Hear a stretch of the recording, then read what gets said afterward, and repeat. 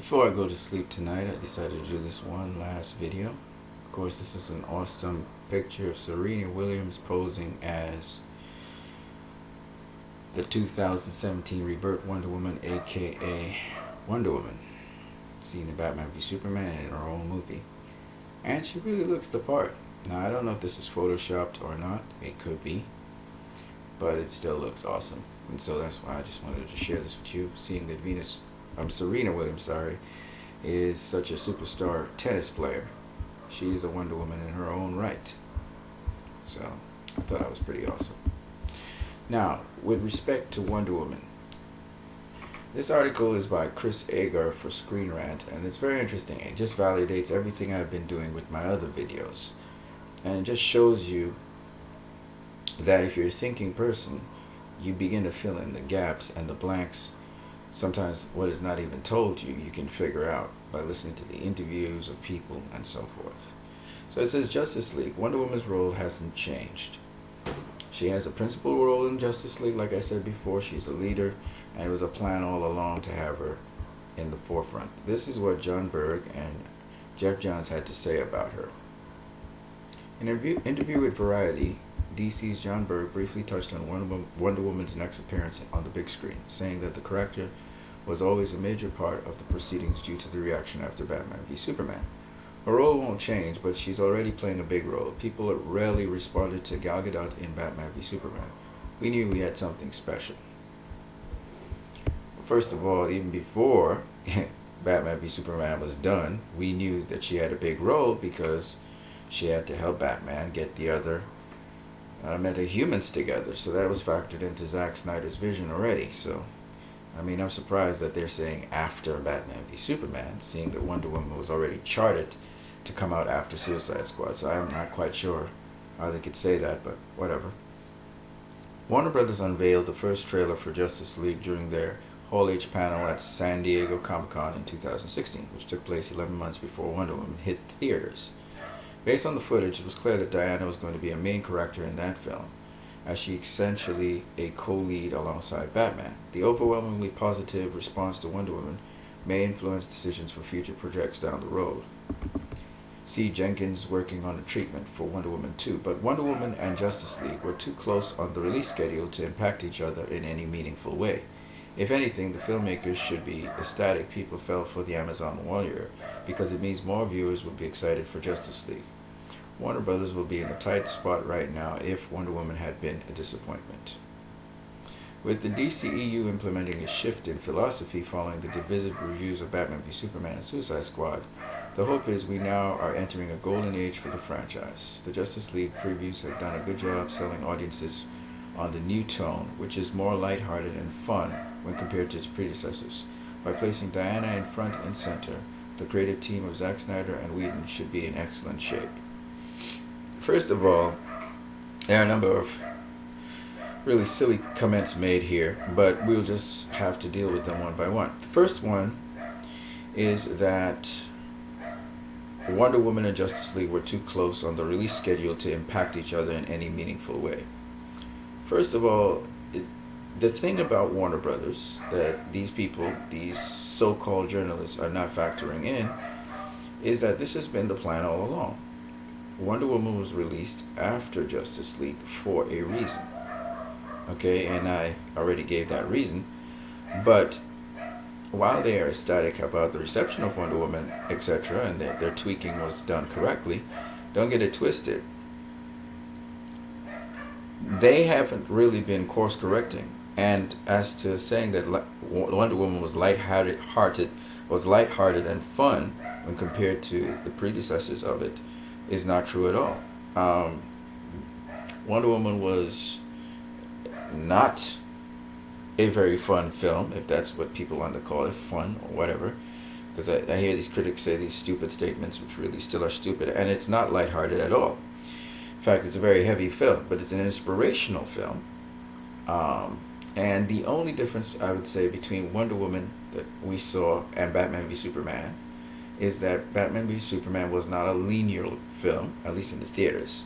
The ultimate cut is linear. And the other thing is, you were focused in on Wonder Woman and Wonder Woman alone. Not even Man of Steel was that focused. Um, so it was very much focused on Wonder Woman. The movie's called Wonder Woman, and that's what you get. You get Wonder Woman. Like everything is on point. Everything is from Wonder Woman's perspective. Everything is. I mean, you couldn't get it more focused. It's an extremely focused film. But other than that, to say that it was lighthearted and fun, I don't know what they mean by that. Really, quite frankly, sometimes I wonder what these critics or what these people are saying, because it makes no sense whatsoever. The other thing they're saying is that they hope that DCEU is course correcting um, a shift in philosophy. There's no shift in philosophy in the DCEU. Batman v Superman was supposed to be a very serious film. It was a very heavy film. It was designed to be that way. It was always going to be that way. Man of Steel had a serious tone, not as heavy as Batman v Superman, but it had somewhat of a serious tone as well. And Justice League is going to be, of course, clearly a lighter film, and we know um, it's going to be lighter, but it's not lighthearted. Are you crazy? Neither Wonder Woman wasn't lighthearted, and Batman and Justice League is not going to be lighthearted. This is just what it is. But will it be inspirational? You're guaranteed that. Justice League is about heroes, in the context of heroes. More of the heroes that you're aware of or see. What I think Patty Jenkins was able to do that none of the other DCEU films were able to do was get you so deeply emotionally invested in the characters. I don't care what walk of life you are, where you're from. She was very potent in how she got you invested in anybody associated with Wonder Woman. She got you from the jump, from the moment that she started that flashback. She got you invested in Wonder Woman. When you saw little baby Diana running in the streets of Themyscira, you were invested. It was designed that way, okay? She directed it that way, okay? So, Patty Jenkins got you dialed in. No other DCEU film got you dialed in that heavy. You didn't begin Man of Steel with baby Kal-El. You began Man of Steel on Krypton. You didn't be... Well, Zack Snyder did rope you in with... he got you dialed in with Batman. Bruce Wayne, he opened the scene with Bruce Wayne in Trauma, right? But we all know Man of Steel is not a movie seen from Bruce Wayne's eyes alone. It wasn't dialed in. It wasn't focused in on Bruce Wayne and Bruce Wayne alone. That's the difference. Man of Steel was different perspectives and views of Superman. And then we got Superman's view. Man of Steel came from different perspectives. You had Lois Lane's perspective on Superman in Man of Steel. You had Superman's perspective of things. You had his mother's perspective of things. You had his father's perspective of things. You had his Kryptonian father's perspectives of things. You had General Zod's perspective of things. So Zack Snyder gave you different views in Man of Steel. Okay? But the story is carried along by Kal-El. In Batman v Superman, it was about the world's perspective of Superman. We saw Lex Luthor's perspective. We saw Lois Lane's perspective. We saw his mother's perspective. We saw how the people in the world had mixed views about Superman. So, and Batman was included in that. So you have to understand, it wasn't focused in on any main protagonist. Zack Snyder was able to deal with multiple protagonists and multiple antagonists. Okay? However, Wonder Woman was probably the most focused of all the films. Wonder Woman focused in on Wonder Woman and Wonder Woman alone. Patty Jenkins took the route, I'm focusing on this character, and this character is what's going to carry me through this movie. It's a story-driven, it's a plot-driven story, but it is character-focused. And that's the key that Patty Jenkins gathered. Now, Zack Snyder in Justice League is not going to be character-focused, but because they have invested in Superman, they have invested in Batman, and they have invested in Wonder Woman, Zack has worked this potion so well together that you are definitely going to be, from the get-go, emotionally invested in Wonder Woman. Okay, you went through her journey, so you're going to be invested in her. Now, while Batman has turned a new leaf the freshness of seeing Batman operating more like himself, and even the interest you're going to have in him being a team player, is something that is going to catch you. So Batman has intrinsic in him, just because of the way how he behaves and everything, this very key interest. People are always interested in Batman. If you make a Batman film tomorrow, it's going to make a ton of money because people are just intrigued by Batman.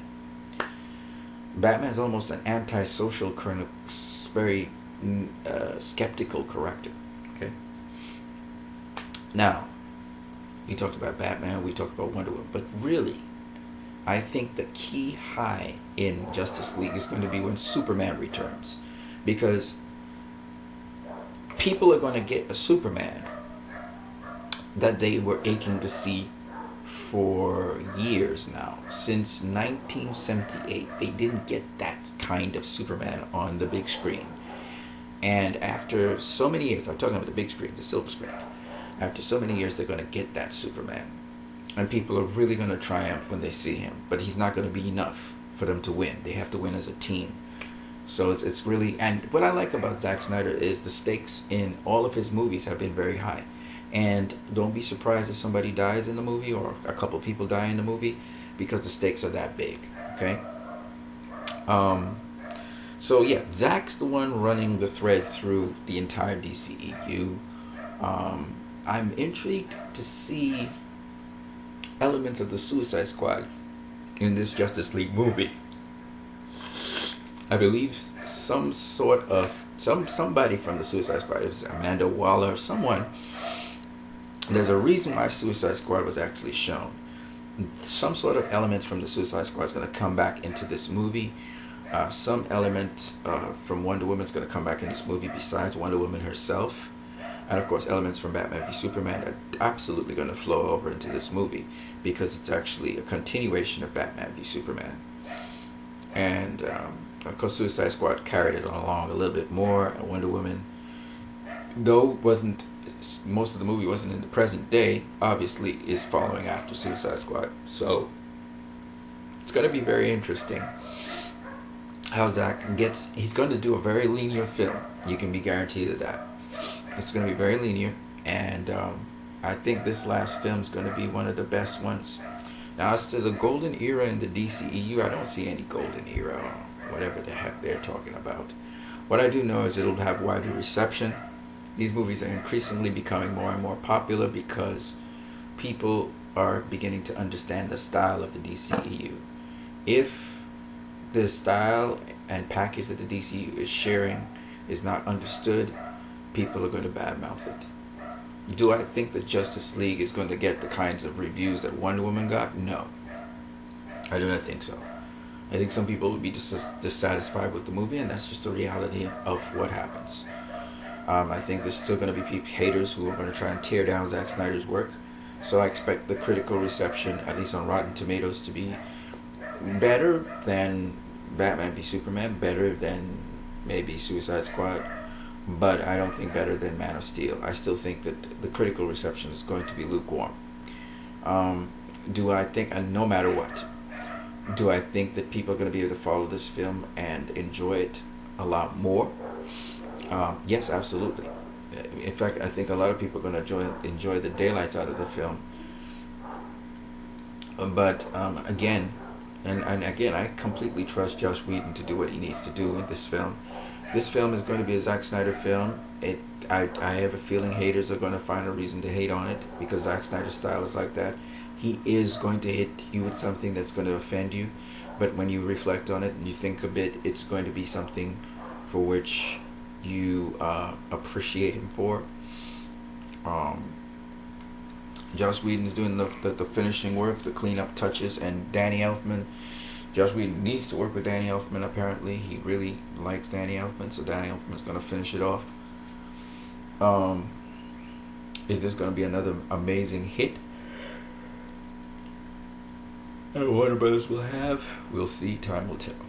But I can say this before I go to sleep. You can hear me yawning. I'm tired. I'm going to say this, and I'm going to say it like I mean it. People are going to talk about this trilogy for a very, very long time. and people are going to continually see value in the rewatchability of these films. And any idiot who says, "Oh, I don't want to watch Batman v Superman, it was a terrible film," anybody saying that 10 years from now, they're real idiots.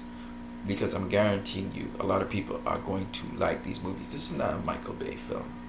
No disrespect to Michael Bay, but he ain't deep like Zack Snyder. He just isn't. And I'm really looking forward to discussing Justice League when it comes out. That's quite November this year. I'm looking forward to that film. That's the only other film I'm looking forward to this year. I would have loved to say I'm looking forward to Spider-Man Homecoming, but I'm not. And I've been looking at some of the trailers, don't get it twisted, but I'm just not looking forward to that movie. And I'm sure it's a good movie. Not interested in Transformers. I'm not interested in Despicable Me 3 and all the other sequels. I know Justice League's gonna bring something fresh and new to the table.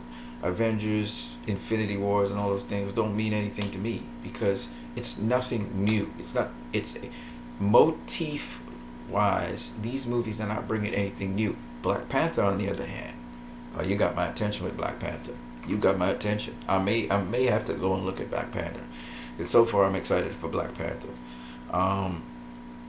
I'm also interested in X-Men, the Mutants, New Mutants for X-Men. That looks interesting as well. So, you got a couple of movies that, I'll be interested in. Of course, Aquaman is really the movie I'm looking forward to next year. All the DCEU movies look interesting to me, especially how they introduce different elements and variables. Again, I've been plugged into the DCEU since 2013, so it's very difficult for me to unplug from it now because I really like what I've gotten.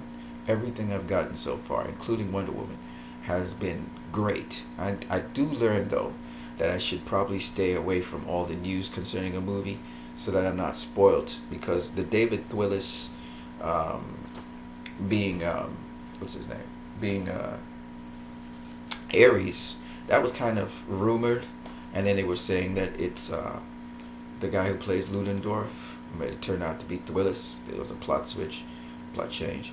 Nonetheless, I know some people are saying, "Oh, I knew he was always Ares." No, you didn't know that. Don't try that. It's just the rumors were out there about it, so you picked up on the rumors. It's just interesting how hypocritical people are when they want to just kind of down talk a film. And I will go into the villains of Wonder Woman very soon and how they are very appropriate not only to the plot but also they're very appropriate villains. And I wouldn't call them the greatest villains of all time, but I would say that they served the role that they were supposed to serve in the movie. But we'll get to that another time. As for those people who are Transformers fans, Transformers The Last Knight, the feedback I'm getting is that it has no really serious plot and it's all over the place. I would say this to some people, unless you've gone and seen the movie yourself, you really can't trust what other people say. Some people, they say the movie's crap. I can't tell you if it's crap or not. I really can't. And it's been making box office every single time it goes out there. And people go to see the movie for the Transformers and how they transform anyway. So if you can get bonus on top of that, great. And if Transformers makes a lot of box office money again, it means it's not just that people are going to see the Transformers and then they leave disappointed. Nope. The people are going to see Transformers with their children or whatever. And they are obviously they're enjoying the movies. Sometimes you go to a movie, especially if it's an action movie, to see the action, to see all the gimmicks that the movie brings forward. It's not always. Some people don't go to the movie for story and plot. And again, some people, I don't know if they're turned off with the movie or what, certain characters offend them. But you have to be able to understand, yes, you're an emotional being. At the same time, you must be able to understand and follow the story and plot of a story. So, if you can't even tell the story of Transformers, that's a problem. That's a problem. So, for all those people saying that the movie's scrambled and it doesn't seem to have a good story and they throw away characters and what's the relevance of the story, listen, remember it's an action flick first. Michael Bay does action like nobody's business. Alright, secondly, it's a 3D experience. The best way to get it is in 3D IMAX. Thirdly, most importantly, I'm not defending the film because I haven't seen it, but I'm just saying, before you can judge the film, find out what the story is. Tell me what the story is. And then, what you have to do is say, okay, what was the things that needed to be improved in this story? Now, if the story it really is nonsensical, that is, it doesn't make no damn sense. And the movie is what, action? I think it's action, adventure, fantasy. Okay, and if truly it was about slapstick humor and throwing jokes around or whatever, and those fell flat too, then you gotta say it's a load of rubbish. But if it's not a load of rubbish, remember, people put a lot of work into it. If it's not a load of rubbish and it's not just a Hollywood blockbuster to make money, because sometimes there's throwaway films, right? Like Michael Bay. I'm not really a Transformers fan. I don't really follow Transformers, but some people, they really love Transformers. They really do. I was listening to a guy, John, what is it, Roca, and he really loves Transformers, okay? And the way how he explains things, it seems as though there's some sense to the movie. So, I mean, there are a lot of people who have signed off on Transformers and they don't like it, but there's a lot of people apparently who like Transformers, and they go on to pay their money to go see it. For the special effects, for just the way how it looks in the cinema, the big theater experience. So when you go ahead and you say, you're disrespecting Transformers, if it makes bank, if Transformers makes bank, you can't say it's a bad movie. You can't say. If it's making bank, if people are paying all this money to go see Transformers, there's got to be something to it that's making people go and watch the movie, and you have to find out what it is. So instead of goat monking the movie, find out what Michael Bay is doing. What does he find something that makes sense, and what's the science behind what he's doing? So that's what I got to say about that. As to any other movie that I have to talk about, I've seen them goat mounted a couple of movies. Well, these critics, they talk bad about the Fast and the Furious, the latest one. They talk bad. I heard a guy say that Fast and the Furious 5 was a good movie. That was the best Fast and the Furious movie. That's being rather stupid, because Fast and the Furious 1 was a good movie. Very good movie. And I remember it. And I remember the story to it. So was Fast and Furious 2, 3, and 4. And Fast and Furious was just making bank. So it really didn't matter if you liked Fast and Furious or not. It was going to make bank. And the same thing with Transformers movies. They make bank. It means people like what they see. Otherwise, people wouldn't repeatedly go in and pay their money to go see Transformers. So if it's making bank consistently, such that it's Transformers 5 and it's making bank still, you better believe there's something to those movies, okay? Otherwise, people get tired of them and they wouldn't go see them. It's that simple. We saw what happened with Ninja Turtles. People got tired of them, they didn't go see them. It's that simple. So if Transformers, this last Transformers here, the last night, if it makes bank and it makes money, people who hate the movie, you know what? I think you have the biggest mouths. That's what's going on. The other people who go see Transformers like it, and they basically don't go to Twitter and stuff and voice how much of a shitty movie it is. They enjoy it for what it is. And there's nothing wrong with a movie being what it is. But don't tell me it's a bad movie because the critics don't like it, Dad. Don't tell me that. Don't tell me that, because they're outnumbered by the other people who like the movie. So just remember this, guys. The average person who goes for a movie-going experience goes to be entertained. They go to enjoy a movie. And they know what they're getting. So don't be bad-mouthing and goat-mouthing. All this politics and crap about how a movie is made. I gotta agree with John Roca for a minute. Now, I haven't gone and seen Transformers, so I don't know what kind of movie it is. I never really was interested in the franchise. I told you how I see Transformers and what I think about them. But the point is, if John Roca can say, this is what this movie is, and it's not, your orthodox way of movie making. Maybe he has a point, because people still go and see Transformers, no matter what people say and how much they hate the movie and whatever. People go and see Transformers, and for those people who say, "Oh, you have to switch your mind off to watch the movie," look, man, it's an entertainment experience. Not all entertainment needs to be heady and deep thinking and deep thought process and that kind of stuff. Okay, so Transformers does whatever they do, and you're going to see the Transformers anyway. And if you were going to see Optimus Prime, but he doesn't show up a whole lot, it doesn't mean much. All right, guys, I gotta go. You guys are good.